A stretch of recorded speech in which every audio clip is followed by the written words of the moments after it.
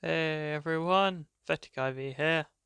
So, I finally got around to playing Garten of Banban III, the third entry in the game series of all time.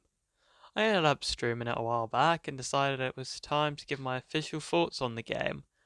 This review will be split into two parts, serious and ironic, because I both want to poke fun at the game and give a proper review of it. I'm going to start with the ironic review of this game because that's the only real value I find in it. Of course, this is the greatest game of all time in that respect.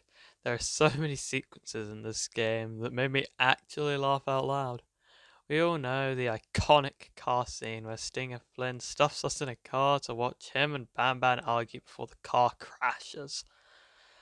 I'm gonna have to restrain myself here because I think I could write an entire essay on why this is the funniest thing ever. But just the concept of this always makes me laugh, and the execution is just flawless.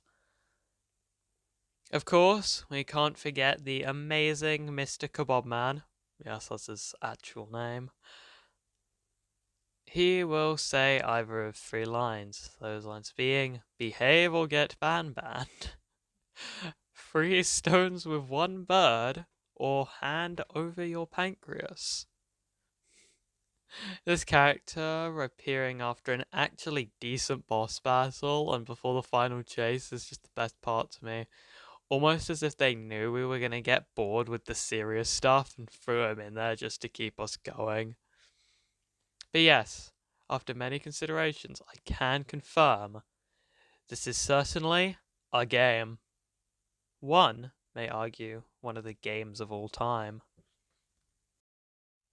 Now, for the actually serious segment of the video. This game is actually the best of the Now trilogy. Now don't get ahead of yourselves, this game is still really bad, but it actually has some decent ideas. First of all, the highlight of this game would be the Navnalina section, which is very FNAF-like, but I'm okay with that. The main idea is managing time and resources to make sure Navnalina doesn't regain consciousness and give you a poorly made jump scare. And it's actually alright. It has a bit of tension and some alright mechanics. Also, the game has probably the best collect X amount of items in the Sheriff Toadster room. The room is a lot more spread out, so it takes more effort to find said items.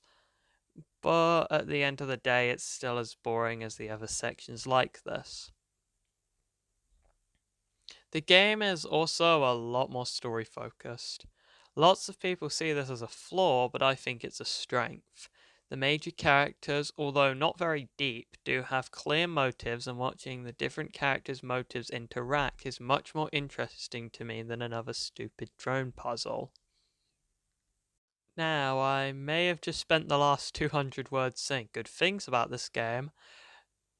Do not get me wrong, this game is still terrible. It's full of long, boring sequences that require no skill and aren't even remotely scary enough for a horror game.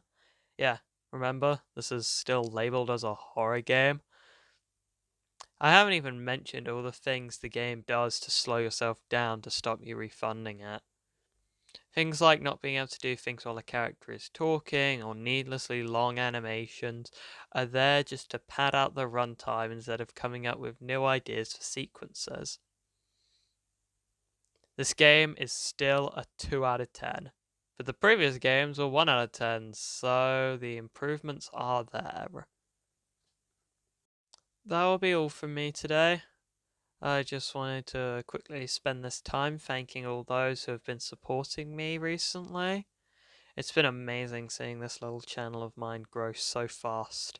And hey, if you're new here, then feel free to hit that subscribe button. On that note, I've been Pathetic Ivy, and I bid you farewell.